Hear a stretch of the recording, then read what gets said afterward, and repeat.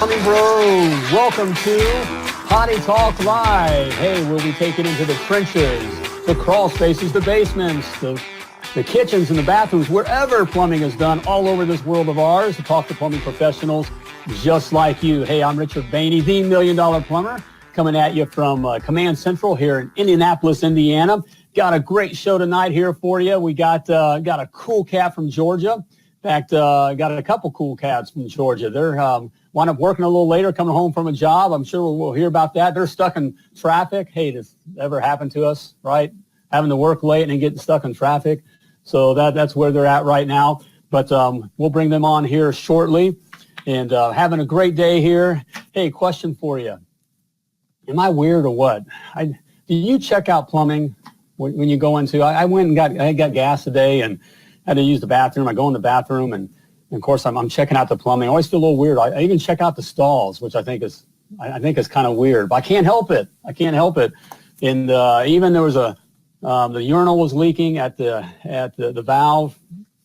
The Sloan valve was leaking, and I actually walked past everyone. You know, do you tell people when the plumbing's leaking when you see it? I go back and forth. But this time I actually walked out, and I felt a little guilty, and I turned around and walked back in, but they were busy, and I didn't say anything, and I just turned around and walked back out.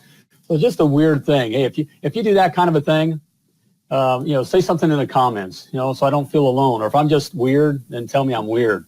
But to this day, I can't help it. I guess 30 years in plumbing, I'm still checking out the plumbing. I can't go to a friend's house without checking out the plumbing. It's just strange. So anyways here, hey, that might be a good question here for our guest here. Hey, we've got a great guest. We're going to bring him on here shortly. Again, a couple of cats out of Georgia in the Atlanta area. And looking forward to talking with them. Hey, but before we bring them on, just a reminder, I got something free for you here. I want to get my free report into your hands, all right? If you're a guy that has a plumbing license and you got your plumbing truck and you got a plumbing dream, all right? We want to do your own thing. Hey, that happens to a lot of us, all right? We want to do our own kind of a thing. Hey, it's great to do your own, have your own plumbing company, that kind of a thing, and get out there. But hey, I got to tell you, 95% of all plumbing companies fail, all right? 95%. And they fail not because they just aren't good at plumbing and doing the job. It's the business side of things, all right? And hey, I've done all the hard work for you here, okay? It took me 10 years to get things figured out, okay? So, learn from my mistakes, all right? But I put down these 7 must-knows, I call them, all right? And I want to get them into your hands. There's 7 things you must know if you want to be successful. 7 must-knows to be $1 million plumber, all right? It's free to you. There's attached. There's no catch. I say that. I just want to get it into your hands, all right? Even if you're just looking to take your plumbing career to the next level. These are 7 things that if you know them and will put them into practice, you'll be very successful, all right? So free in the comments, FREE, and I'll get that report out to you. There we go. Got a little scroller going across there. Free. Just type free in the comments, and I'll get that report out to you. The 7 must-knows to be $1 million plumber. All right. Hey, let's bring our special guest on. We have Mr. Ben Goheen, and I hope I pronounced his name correctly, but he's a service technician What's for up, Royal guys? Flush Plumbing. Hey, Ben, how you doing, brother? Doing good, man. Just trying to make it home to the beautiful wife and son. You got it right, man. It's Goheen. It's just like it's spelled, but a lot of people butcher it, man. Hey, cool name though. Different. Cool name. All right. And you're there. Who else do you have in the cab there with you? This is my apprentice, Drake. He's a good dude, man. He got into plumbing not long ago, a couple months ago, actually. So he's definitely green and kind of breaking him in and trying to get him on as my full-time apprentice. All right, Drake. How you doing, brother? All right. Plumbing's good. But I guess you're kind of working a little bit later. You guys coming off a tough one, though. Obviously, what are you coming off of? What were you into? Yeah, we were on a sewer backup. We kind of run calls all through the day. I worked from 8 to 5, so if we get a call at 4 o'clock, we got to finish it no matter what it is or how long it takes. So we got an apartment complex. It was kind of a weird call, toilet backing up. And it was only the toilet. Tub was fine, sink was fine. We augered it, wouldn't drain down, felt like something was in there, but couldn't get it to drain down, so we pulled it, and just that one branch line for the toilet, about 10 foot actually, was completely caked up from soft tissue and all the shitty shit. Yeah, that's right. All the good stuff. The money-making stuff. Camera and snaked it, flushed it, and it took about an hour and a half, 2 hours to get it clear. We finally got it. They got a 0.8 gallon per flush toilet in there, so we told them to either change the toilet or start double flushing. There we go. Yep. Yeah, all those, that water conservation's all well and good and all, but yeah, those cheap toilets don't handle that water conservation as well. But hey, what the name of your company you work for is Royal Flush Plumbing, is that right? Yeah, Royal Flush Plumbing. We're kind of the LSU of Georgia. We got the purple and gold vans, and we got some catchy logos. Number one in the number two business. There we go. The one time a full house or a flush beats a full house. There we go. Yeah, I've used that. So we got some nice vans. The owners, they put a lot back into the company, and they want to have a good company, a good place to work for, and good equipment, good vehicles. So we're pretty known around the Atlanta area. I mean, we're definitely known. Oh, that's good. Now I have a company up near us called Royal Flush Plumbing. Is that? Yeah, I looked them up. I looked them up. You told me it's like a small mechanical company. Yeah. Todd and Ryan probably got the name from that guy. Well, it's a good name. It's a cool name. All right, man. Todd and Ryan are from that area. I think they both were born over there, so they probably worked for that guy or something. Who knows? Yep, a couple of Yankees went south. Yep. We did that. I've never asked them how they came up with the name, but I know they started from the bottom, working out of their house, just started from the ground up, and now they got a pretty good operation going on. Yep, and you can do it. I mean, that's the dream. That's where I started. I literally started cleaning septic tanks. That's one of my first jobs was actually inside the septic tank. It was a commercial septic tank. But man, you can literally start from the septic tank all the way, and you can take it to the top. And, that's a good way to see that's a good job to see if the guy's going to make it on it. That's right. Right, man. You gotta have some staying power there. Well, how'd you get into plumbing? What got you involved? I lost my mom when I was young. I was 15, and we were kind of going through a transition. I was born in Georgia. My dad moved me and my brother back up north to Pennsylvania. My mom and sisters and grandma and everybody were still in Georgia, and Georgia was my home. So we came to Georgia every summer, every holiday that we possibly could. I mean, my dad always had us around our mom, visiting our sisters, our grandparents.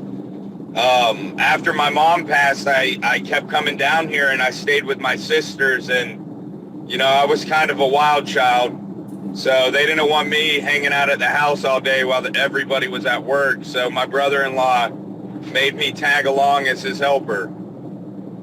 And I loved it, man. I worked with him my first summer. I was 15. Worked with him that whole summer, loved it. And the following year, they offered a vo-tech at my high school, and it was construction tech, and a lot of it had to do with plumbing and electrical. And my brother-in-law let me work with him on Christmas when I came down over the Christmas holiday.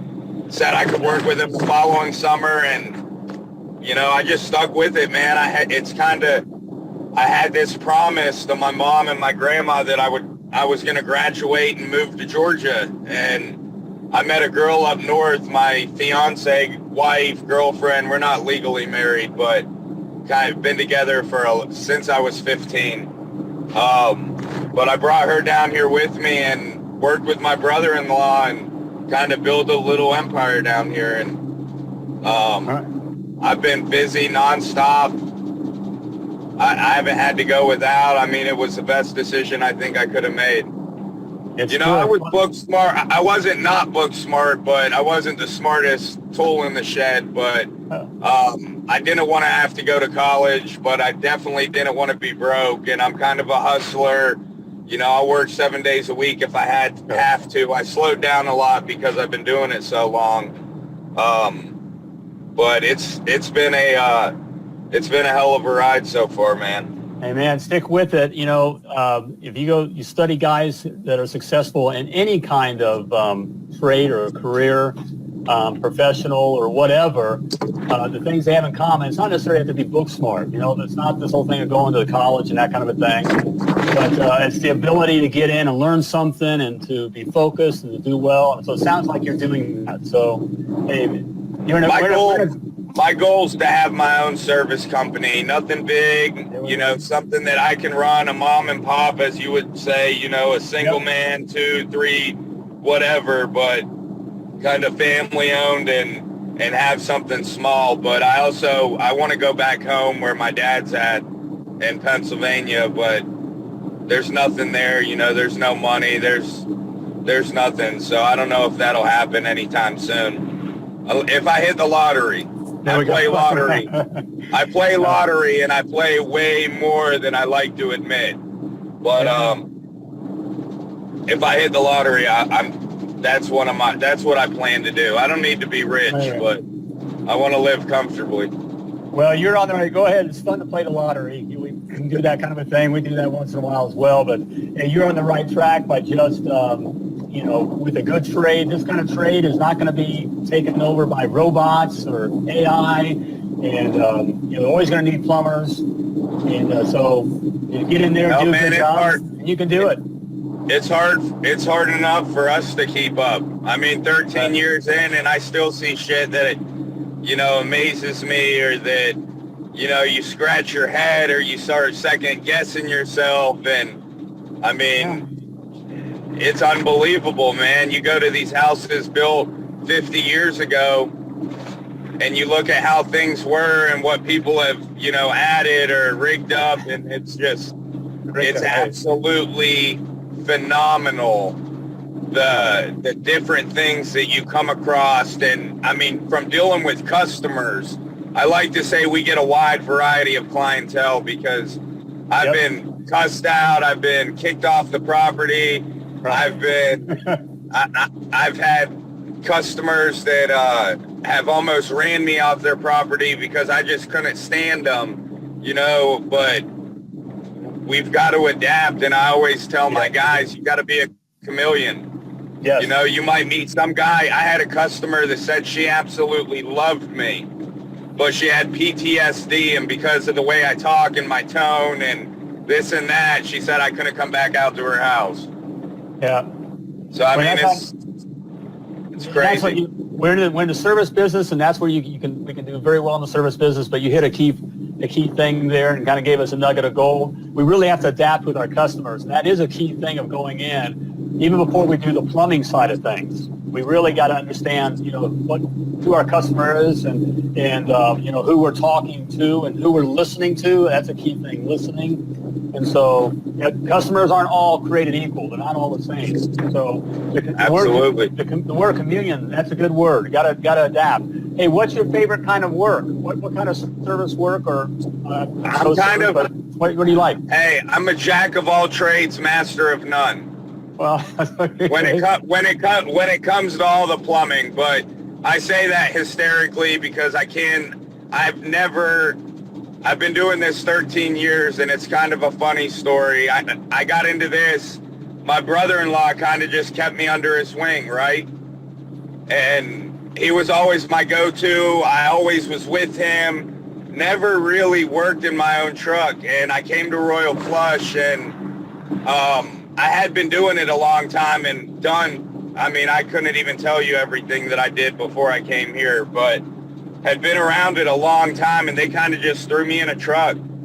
And I remember coming across these jobs that I had no clue what to do, and just had to sit there and think about it and evaluate it. And, you know, I haven't been able to not fix anything, but I like that I don't get, you know, that we don't have water heater guys or water line guys or strictly toilet or bathrooms. We kind of, if you know it all, you kind of get it all. I've done 8-inch water mains, and there we go. The first water main I ever fixed above 2-inch was an 8-inch, and I ain't never fixed one before. That's right. That's cool. And that's great. I fixed a 6-inch fire main broken at the vault, and I remember opening the vault and I was like, what the? Where does this shit come from? Right. I've been doing plumbing for a long time, and I don't even know what this is. But, you get down and you kind of see what you're working with. It looks different, but, you figure it out. And it was a big job, big money, and went smooth. And I was pretty, I felt pretty good that day.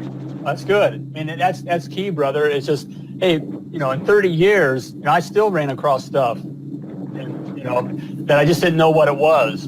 And that's both fun and scary. But a key thing is just having that ability just to kind of stay with it. Don't panic. Right. It's just plumbing. And that's the biggest part, man. If you freak out or you don't cross your T's and dot your I's, turn the water off, don't start tearing shit apart that you don't know how to put it back. That's exactly. One thing. I'm not tearing it apart. I mean, obviously I'm tearing it apart, but I'm going to figure it out and know what I'm doing before I'm doing it. I'll never leave a customer without water, and I'll never go to a job and charge a customer money if it's something that I said I would fix and I couldn't fix, which it's never happened. Snake in a sewer line, they pay no matter what, but it's been fun, man. But you said, what's my favorite thing? Residential, just service, water heater installs, water line repairs.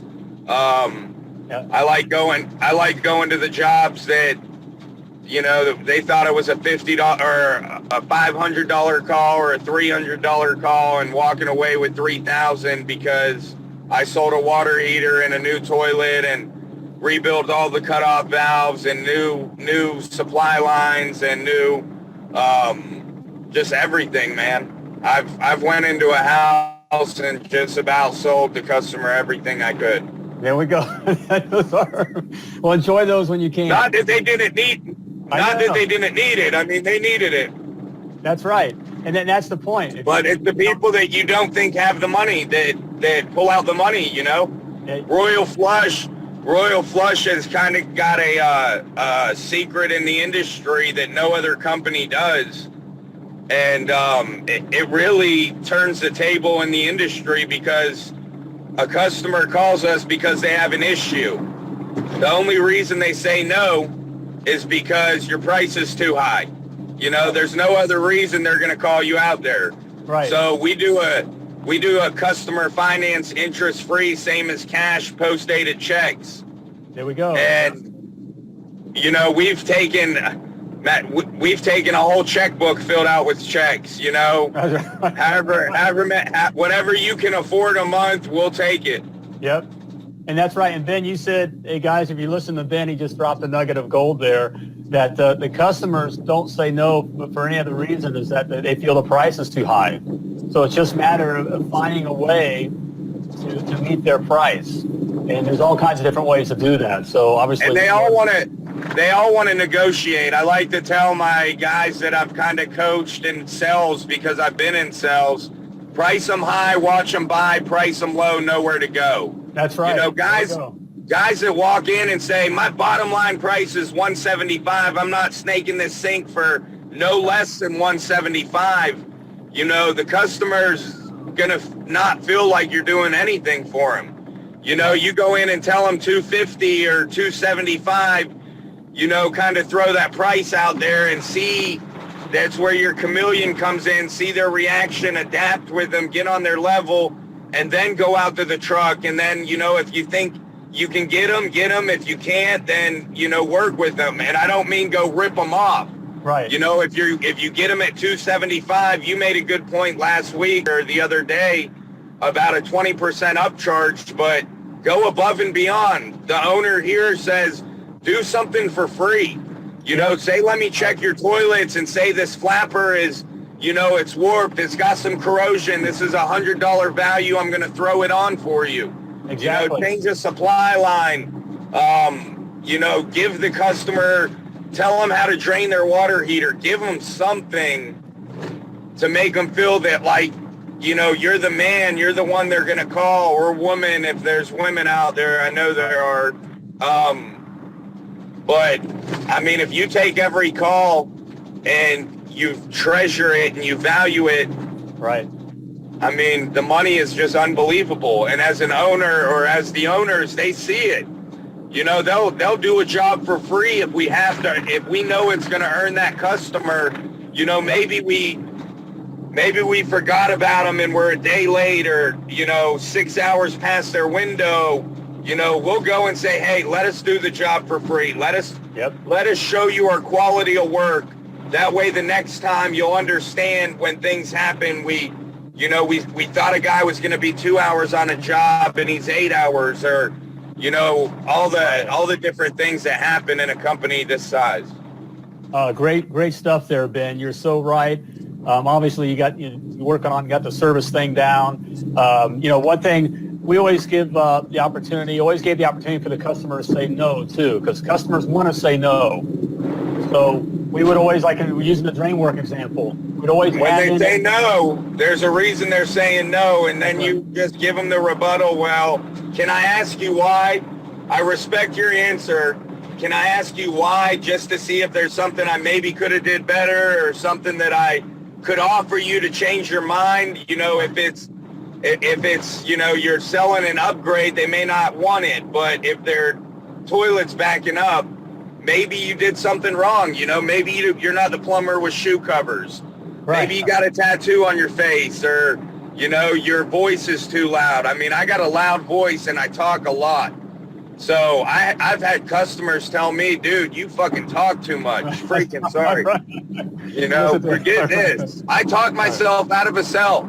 The guy was writing the check for a new PRV, or for me to install a cartridge that was constantly, a cartridge was bad in a shower and it was constantly dripping. He was writing me the check to pay me the $275.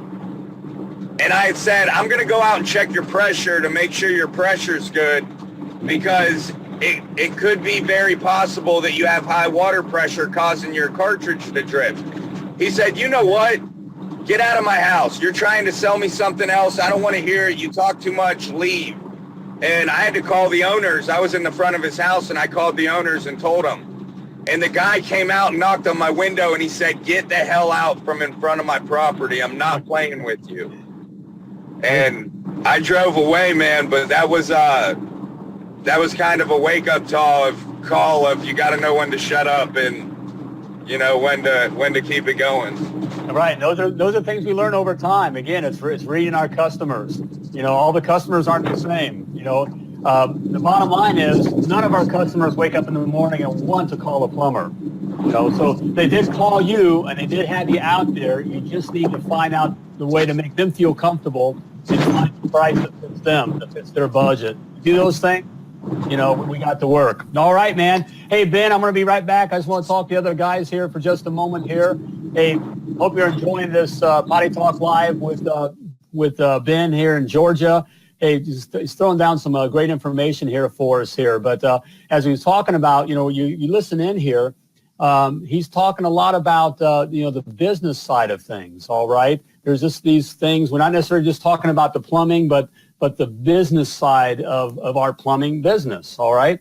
And so if you're looking to, again, if you're a guy that's, has a plumbing license and a plumbing truck and the plumbing dream, and you want to do your own thing, it's important to be around others who are looking to do their own thing as well, to have their own plumbing business and to learn the business side of things. Hey, there's a lot of great membership groups out there. I hang out with them and we talk plumbing, and that's great. And I hope you're involved in some of these other membership groups. I want to invite you to become a member of GoPro Inner Circle, all right? Now, we don't talk necessarily just plumbing. We're talking plumbing business, all right? It's to be around guys that are talking about the business side of things and want to either looking to get into our businesses or to make our businesses better, all right? So you're going to learn business coaching. We've got business coaching videos there. You'll see those kinds of things, industry info and insights. We got the GoPro show. We talk with industry leaders here, and we learn from them. Of course, you get to network with other plumbing pros, and I got my GoPro power tools there. Now, these are business power tools, not handheld business tools that you're working with, but the things that make your business go better. All right. So, hey, check it out. It's the GoPro Inner Circle. I would love to see you there. If you're looking to take your business to the next level or looking to have your own plumbing business, you need to be amongst these other guys here. You can go to themilliondollarplumber.com/go-pro, themilliondollarplumber.com/go-pro. All right, hey, let's get Ben back in the house here. He's still out there in traffic here. Hey, it's time for the lightning round. Hey, Ben, you ready for the lightning round? We get him back in here? Here we go. There you are. We're on a ceiling now. All right. Hey, we got Georgia Jeff. Hey, we got Georgia Jeff's in the house too. He's not from Georgia, but he's a Georgia fan. All right. Hey, Jeff. All right. Hey, Ben, you ready for the lightning round? I'm ready to wing it. Let's see what you got. Okay. All right, man. Hey, we'll start out with an easy one. All right. Here we go. Taco Bell or McDonald's? McDonald's. Here we go. McDonald's, Big Mac. I just watched it. You guys watched that on Netflix? I just watched the thing on the founder of McDonald's. Pretty cool. Pretty cool. Hey, all right. Hey, solder fitting or shark bite? Solder. There we go. We got a pro. PVC or ABS? PVC. All right. Favorite on-the-job music? Good old country, baby. Or we can do Christian. I like 104.7 The Fish. Is that right there? All right. I go back and forth. The same. That was mine as well. All right. Crawl space or slab? Crawl space. Crawl space. Let me get some fun here. All right. Red Bull or coffee? Red Bull, baby. Red Bull. You're Red Bull. Yeah, you're a young gun. All right. Tank or tankless? Yeah, you're right. Tank. Well, I mean, there's always the application, but I prefer tank. Yeah, that's my favorite job. I always mention that. I'm a water heater guy. I always love installing water heaters. All right. I like tankless, don't get me wrong. I work on them, rebuild them, do whatever's needed, but I'll install them, upgrade them, but I prefer a tank, unless we're in a mansion or the right application. That's right. That's right. Residential or commercial? I like them both, man. You like it? But I like my residential customers. Yeah. I like my tips and my good food and running into these people that fall in love with you and ask for your back. And I mean, I've gotten tips, gifts, bags. I mean, I got the DeWalt book bag that's on the market. It's like $100 book bag, and a customer tipped it to me. Really? So I like residential. What's the largest tip you've ever gotten? I would be that bold to ask. What's your largest tip?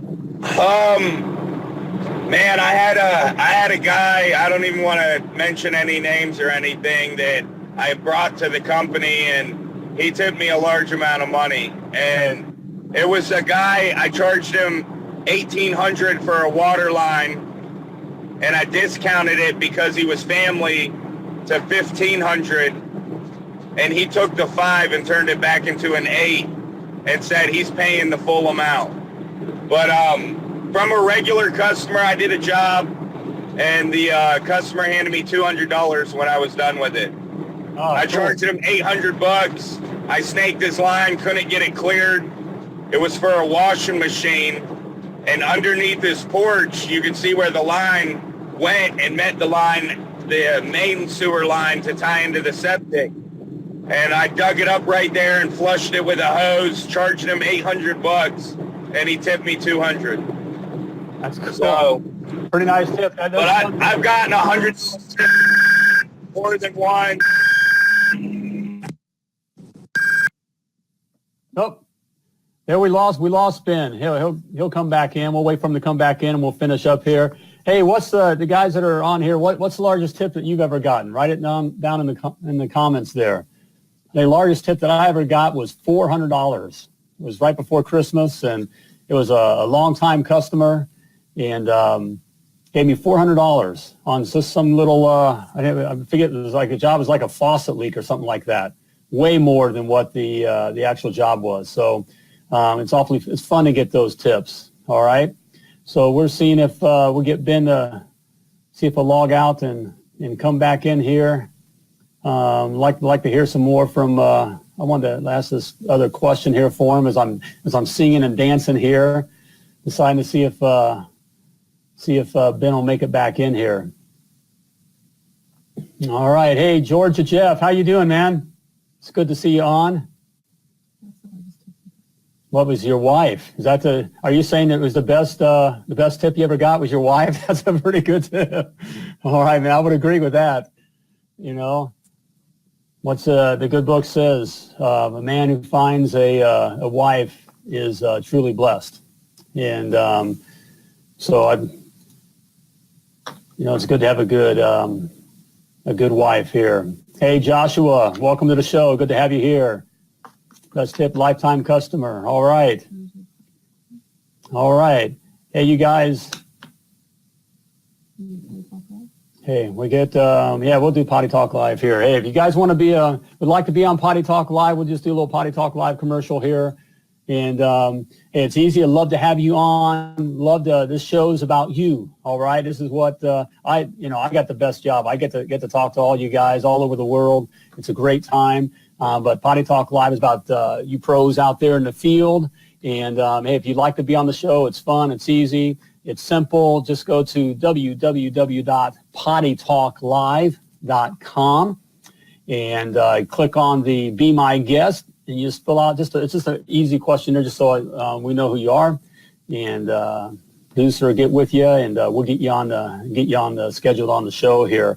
Like for you to be at least in the plumbing industry. Okay. Hey, it doesn't matter what kind of experience you have. We have guys that are just starting out to guys that have been doing it. They're like for 50 years. All right, and we all can learn from one another.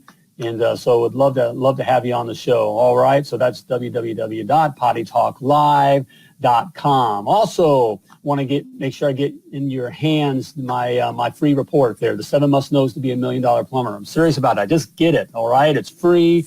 Again, no strings attached. All right. But these are things you must know. You must know these things to be successful. Okay. Again, I say this is a no snowflake zone. All right. So I'm your big brother here. And, if you don't know these things, you're going to fail. 95% of all plumbing companies fail. And it doesn't matter how good of a plumber you are. Because a large part of the business, it's just that. It's business. It ain't about plumbing. All right?